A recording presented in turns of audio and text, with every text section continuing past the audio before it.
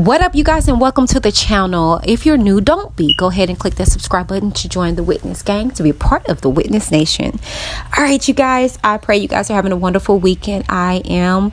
So I was on my Facebook and got a notification that Coach D, Deanna Williams of the Dancing Dolls, was going live, and the caption of it was "the truth ... hashtag bring it," right? And so I was intrigued because I loved that show. I loved it. I really did. It started kind of dwindling off towards the end of the season, but I just was like, okay. And then it abruptly stopped or whatever it did, even before COVID. And then the way it ended with, I don't want to say drama, but it was just kind of weird. And then outside of it, it was a lot of personal dramas that was going on amongst the parents and things of that nature. So I was kind of like, what happened? So I was very intrigued about the video. Well, in this particular live, she states about, just business things. She stated about behind the scenes things. And then she talks about a death at one of the tour dates, you guys. A particular fan was in the audience and she gave her a high five, and then as she walked back down to the stage, the girl was seizuring and ended up dying at the hospital. When asked, did she go to the hospital, she did. And she said she cried over the baby's body, and she just at that moment discovered that Bring It was way bigger. It was kind of like on some Michael Jackson stuff, you know what I'm saying? And so take a look at this video. It's kind of long. I try to break it down as much as I could and get directly to the points that I was just speaking of. And I'm going to come back with my commentary. I still don't know. Has the show been canceled? No. See, I would know if the show was canceled because I would have gotten an email and the network would have stopped communicating with me. Has the network stopped communicating with me? No. Have you been talking to the network? Yes. And see, the thing is, because I've had these conversations with the network, with different producers from the network, and about the show, I know for a fact the show is not canceled. What we all have to understand is that there are a lot of things in the midst of filming and production that have to take place in order for anything to happen. Well, Diana, what are those things? Okay, well, say what needs to be said without all of the extra, without all of what extra. Stay focused, Diana. So this is the thing.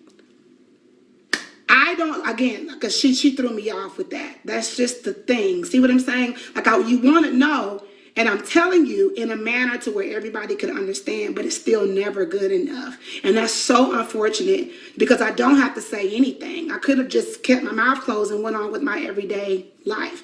But anyway, so again, living in Atlanta, Georgia, there are so many different rules. There are so many different rules. When it comes to child labor laws and when it comes to working in the state of Georgia, there are a lot of other things that take place and have to take place. When you're filming in the state of Georgia, right, you can't film past 10 o'clock. Well, in reality, when we were filming in Jackson, we filmed past 10 o'clock. You can't get past that, here in the state of Georgia. Certain girls that are underage can't be filmed at certain times in the state of Georgia. Then on top of that, all of the girls who were on the show have done what? They've graduated and have moved out and moved on. So that means it would be a brand new set of girls. Like when I say brand new, you wouldn't know anybody. And the only one that you would know would be Princess. Princess is the current captain of the Atlanta Dancing Dolls. She's the current captain. And Princess is moving into her senior year in the midst of COVID, moving into her senior year with the Atlanta team. So with all of that said, there's a lot of different variations that go into filming, and you can't just boom, snap because Diana moved, boom, it's supposed to keep going. It doesn't work that way. And talking to the network, these are the conversations that we've had constantly as to how do we move forward. It's not a matter of do we want to, because absolutely we do, but how? How do we move forward when you know that the core of the show, the core of the show was all dancers in the city of Jackson. The very base core came from Jackson. All of those girls that you know and love have graduated and have moved on. Like, they're gone. They're no longer there. So when the girls come, when you see the new show and there's new faces that you don't know, what's going to happen with the ratings? Does the network know? Is anybody going to even watch? Because there's new faces. Because you don't know. You don't know if you'll spend $1 million to put together a production. You put it on TV, hoping with the same fan base that we had that it would keep going. We don't know. Like, nobody knows. And the thing is, taking a chance like that is up in the air. Corey, an alumni concept would never happen. It will never, ever, ever happen. And the reason why is because a lot of the girls are in all different states, and Diana is not moving back to Jackson, Mississippi. I am not going back to Jackson, Mississippi.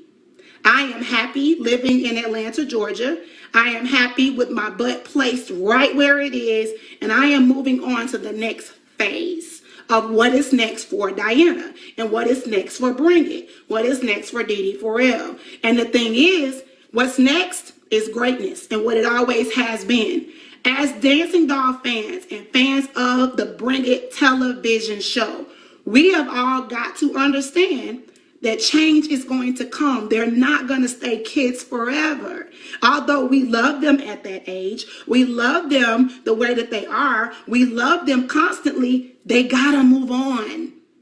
And I understand that change, you hate change. I am not a fan of change. I hate change.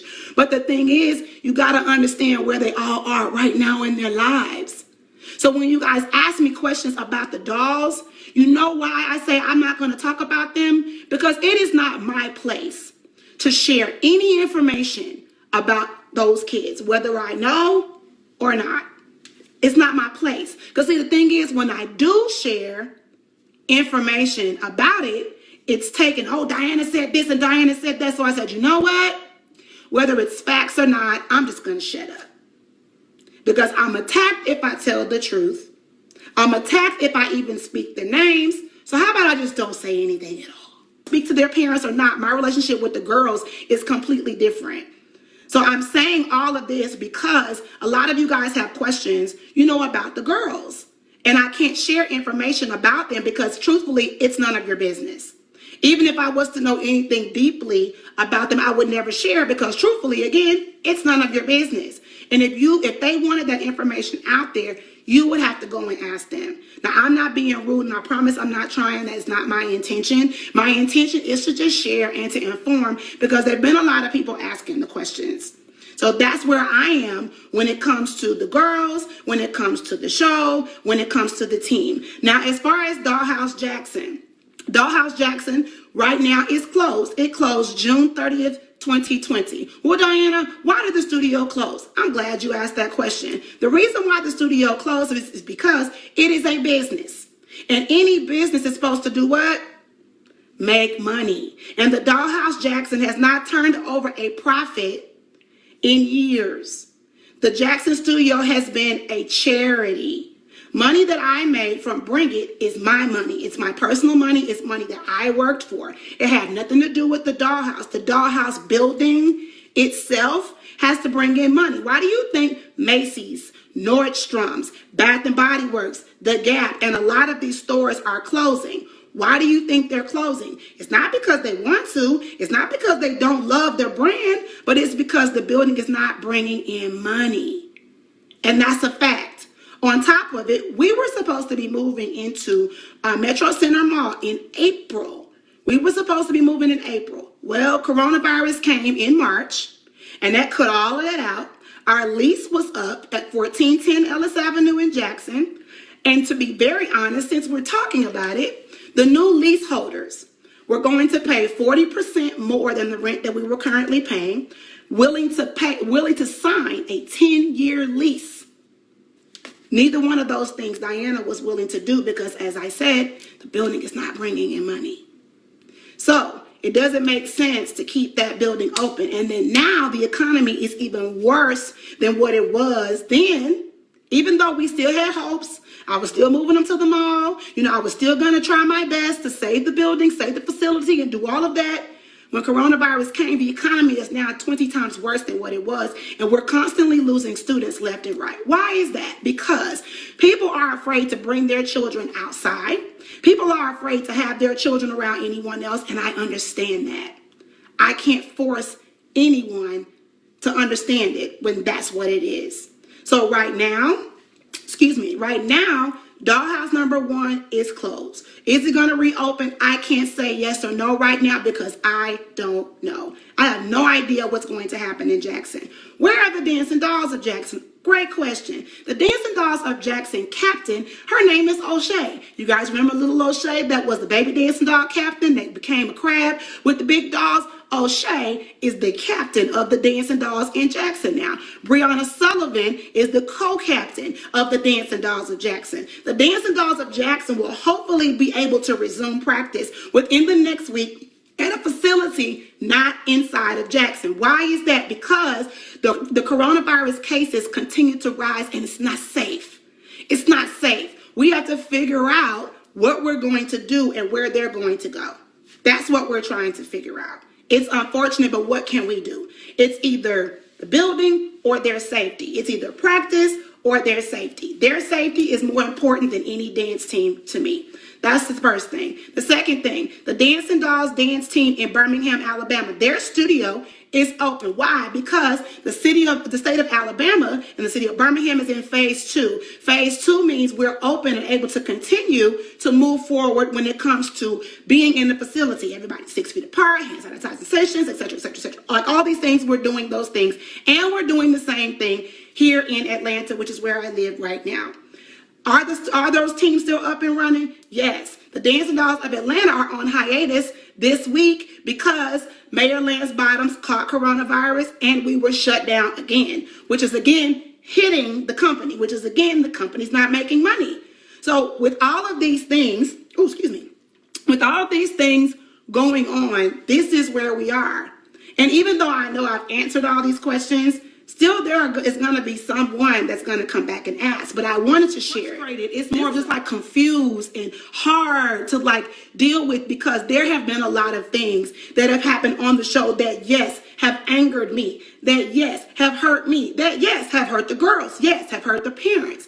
But the beauty of this, and I want to say this because I talk a lot about Bring It, and I always say I don't want to talk about the show. I don't want to talk about the show. I don't want to talk about the show always simply because people will not allow me to live when you think that all I am is Bring It. Because I'm not. Before there was a Bring It, my name was still Diana. Before there was a Bring It, my last name was still Williams. Before there was a Bring It, I was still me. But because all you know is what you see on Bring It, I get it now. It makes so much sense why you keep asking the same questions. And I think that everybody really thinks that I run Bring It, and I don't. I don't own the name Bring It. The name Bring It and the show belongs to Lifetime Network. It doesn't belong to me. I own the Dancing Dolls. That's it. I own the Dollhouse. So I don't control the show. I don't control the narrative. I don't control the characters. I don't control the storyline. I don't control any of it. I wish I did. Because if I did, a lot of things with the show would have been different. But I will say this. Even though there were a lot of bad things that happened with Bring It, I want y'all to know there have been some of the most amazing things that have come out of this show. One of the biggest things that has come out of this show is that we have had the biggest wave of majorettes that has come around in the last 10 years. I've never seen so many amazing majorette teams sprout up out of nowhere than I have since Bring It started. Bring It created a wave. Bring It created a wave. Are you listening? Bring It created a tidal wave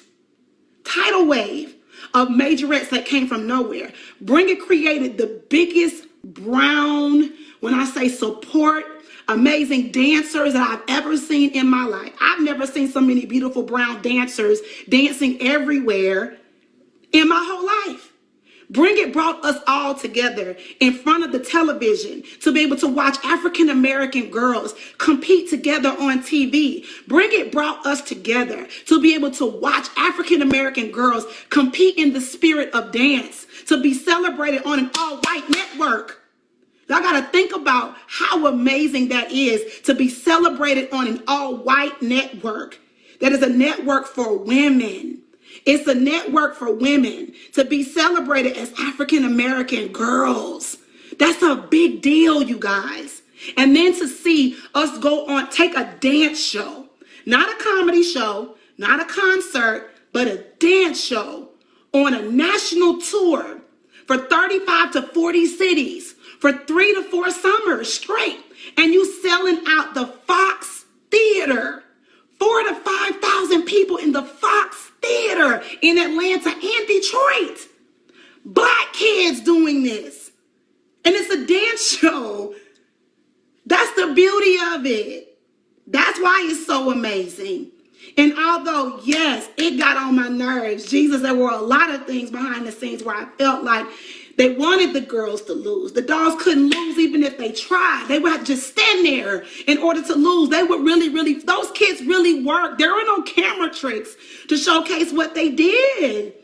They really are amazing.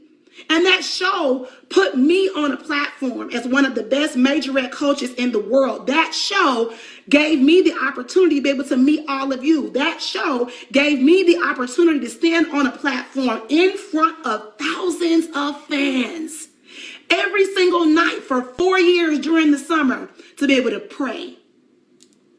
I was able to talk about God, and I prayed at every show. I was able to talk about God and inspire and motivate at every show. We were able to showcase the strength of a black girl and of a black dance show for 4 years on tour. And if it had not have been for that show, y'all wouldn't even know who I was. Even though I was already doing what I was doing, I was already a boss before Bring It came around. I was already owning a dance company. I already had the Dancing Dolls since 2001. The Dancing Dolls have been around for 20 years next year. It's not new. You guys just found out who we were because of TV. But if it wasn't for TV, think about the dance teams that wouldn't even exist. Think about this movement that wouldn't even exist. Think about how we celebrate an African American dance team like we do, but we wouldn't even do that if the show didn't even exist. So even though Bring It did bring some heartfelt moments and some moments that hurt some of us, moments that made me cry, moments that made me resentful, moments that made me upset, moments that did so much to me, Bring It has been the biggest blessing in my life. Bring It has been one of the biggest blessings in my life. Bring It brought me to the forefront for so many people to see an African American coach tough, but still love just as tough. Bring It brought forward an aggressive coach that showed black girls all over the world that you can be pushed to be amazing. You can be pushed past your own fears. You can be pushed past your own worry. You can be pushed past your own doubt and get out there and win. Do you understand what I'm saying? Even though Bring It drove me crazy. It drove me crazy to film 5 days a week and to be away from my family and to not be perfect. Bring It brought all of us together. And I'm forever grateful for Mr. Nicholas Caprio, Mr. Craig Pelagian that fought for the show, Megan Armastrada. You know, I'm so grateful for these people because if it was not for them, we would not have that platform and so many teams that are phenomenal, like Black Ice, like Tyrus's team, like FADD, like Purple Diamonds. Y'all wouldn't even know these teams if it was not for Bring It. And I should have been said it. But because I know that this is what is needed for TV, I didn't say anything. But it's time that it's said. Those parents are amazing and y'all owe them an apology like in real life. Like you really do. Because a lot of those parents were handled very disrespectfully.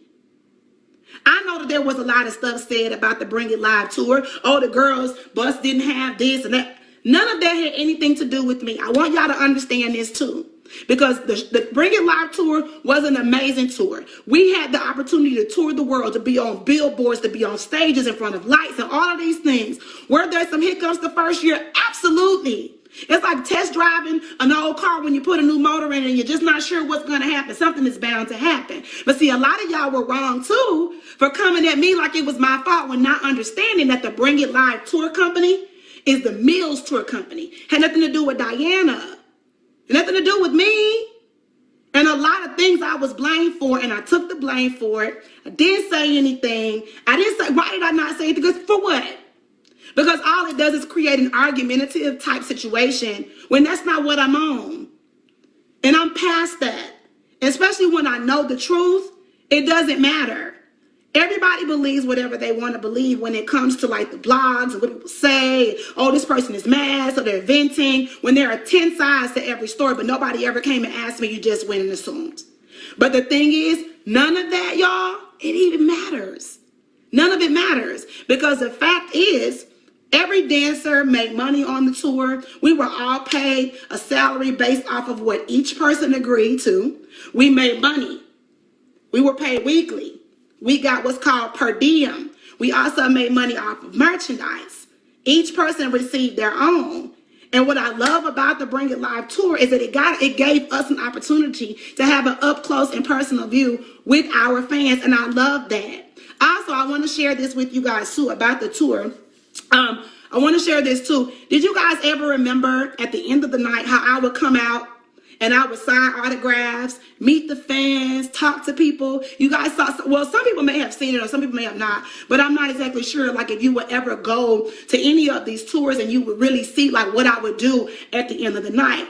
The reason why I did that is because I would read some of the comments from our fans on the Bring It Live tour page, Ticketmaster, and then also on my page.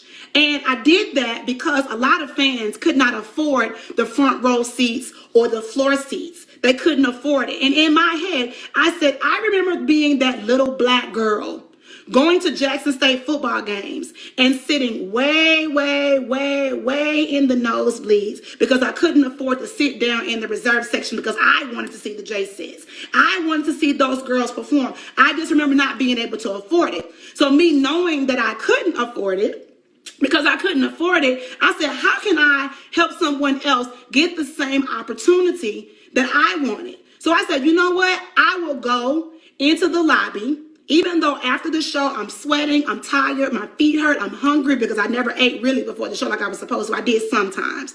But I said, I want to meet and greet with the fans to say hi and hello because I understand what it's like to not have money. I understand what that's like. I get it.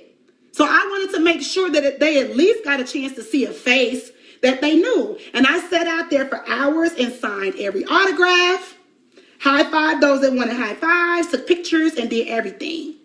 And I did that not because the tour asked me to. I didn't get paid any extra money to do that. I did it because I wanted to. And I always said, if you buy a DD4L t-shirt, I'll autograph it for you. Why a DD4L t-shirt? Because that represents the whole team. Did you guys know? Did you guys know that in Baltimore, year before last, one of our fans died in the audience? Did you guys know that for the Bring It Live tour? We were performing. This was the year we did the water. We were performing, and I was in the crowd walking past, high-fiving, pulling kids out of the crowd. And I walked past this one young lady, and she sees me. I reach for her hand to high five. I kept going. I come back. And she was laying out having a seizure. And what scared me was I felt like it was my fault. That was a life-changing moment for me because in that moment I realized the Bring It Live tour and Bring It is bigger than me and it will always be bigger than me. The Dancing Dolls are an amazing organization who have reached out and touched so many people. And in that moment I realized I have to continue to make sure that I'm not making this about me and continue to make sure that I'm pushing forward no matter how I feel. I left Baltimore. I left the Baltimore Theater, ran off the stage, didn't sign autographs that night. DJ Ron and I went to the hospital. And by the time I got to the hospital, her name was Kenya. By the time I got to the hospital, that baby was already gone. She was wearing her red glitter shirt that said DD4L. She had a red headband on. She had a flip-flops on. And I would never forget laying across her body, and I cried. And I kept saying, Jesus, Jesus, Jesus, Jesus, Jesus, because I felt guilty. I was sad and hurt for her family. And all I could say was, it's bigger than us. This has become like a Michael Jackson type situation, Janet Jackson type. Like, it was crazy because I didn't understand how to feel in that moment. But I understood that I needed to be there with her. I just needed to be there with her because I knew she was a fan of mine. I knew she loved the dolls. And even in her last moment, she got to be where she wanted to be. She wanted to go see DD4L. Well, what's next for me? Well, right now I'm living in Atlanta, Georgia, right? I still have the Dancing Dolls of Atlanta. I have all 3 dancing dolls. But right now, Dollhouse 2 and Dollhouse 3 are the only ones that are open because of the coronavirus. And like I explained earlier about the lease being up in Jackson, etc., etc. But what I am doing is, because so many dance teams are still popping up. But they're not creating the dance teams with the correct formula. And we're trying to figure out, why aren't these dance teams reaching out for help? Why aren't they reaching out for help? Why aren't they asking, hey, I don't know how to do this. I'm not wearing the right tights. I'm not wearing, the right shoes. Oh my God, my hair. It's so many things that they need, right? Right?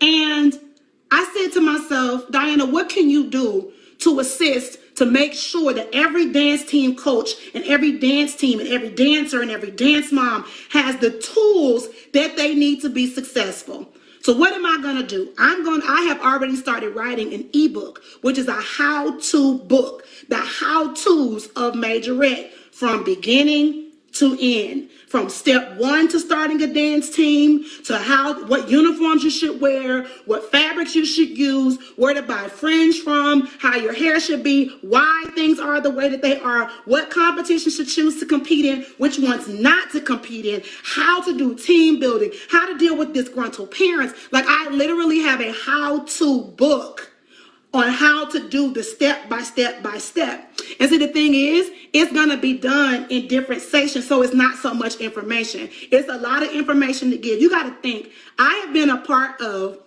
this dance world for 20 years, right? I've had the Dancing Dolls since 2001.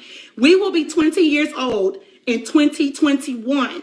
So I feel like it is time for me to write this ebook to give you a step by step to make sure that you're doing the right thing.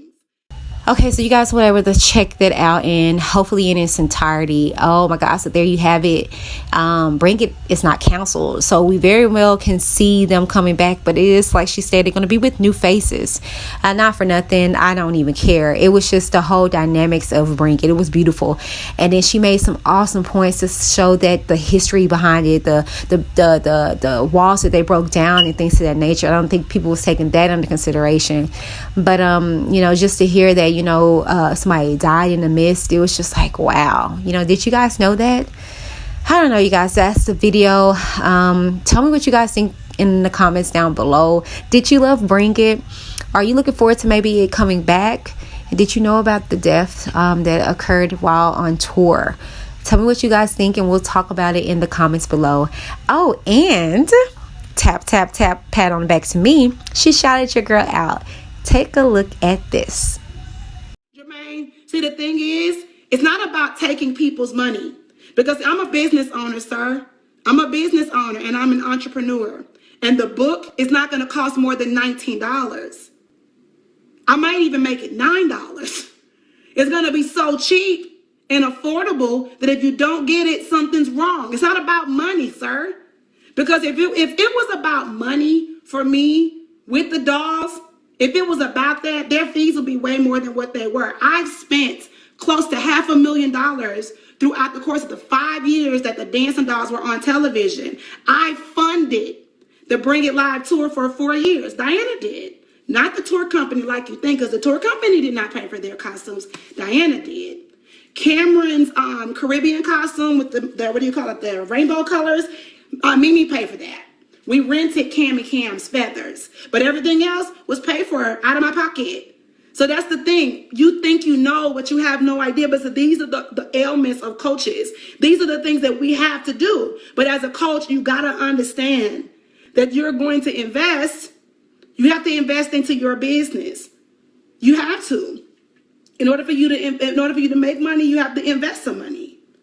So you guys, she's right. Whitney says, when you are a creator, you pay for your vision. You're right. And the thing is, people try to start dance teams without even having a vision. You just want to So you guys were able to see that. Yes, Coach Diana actually saw one of my comments in the midst of everything going on. They were kind of talking about her dues. Somebody, I guess, at one point said that she kind of use the kids' money, and I had to put that out there because as a teacher and as a creator myself, when you're a creator, you have to pay for the vision, meaning just because you saw them cute, don't think that the little $300-$400 each or whatever they was paying like made that like that like was the be all No, to have them a way that you see them or a way you saw them, she had to come out of pocket, and she stated that. And I know that as a creator of like fashion shows, as a event planner, when I was doing my fashion shows, I had a vision, and don't think the ticket sales covered anything, and we had a lot of models coming back and they kind of had their hands out, and we was like, baby, we ain't even making profit. But it's not about this. It's about the vision that we saw for this particular show, and to see the manifestation of it. That was the gift. That was the ultimate payment in itself. You know what I'm saying? So for her to take that and ping it was amazing. And to this very moment, I'm having notifications where people are liking it, checking it, and things of that nature, so just wanted to come and bring this to you. If you guys are Bring It fans, well, there you have it, from Coach D's mouth herself. Tell me what you guys think in the comments down below. Bye.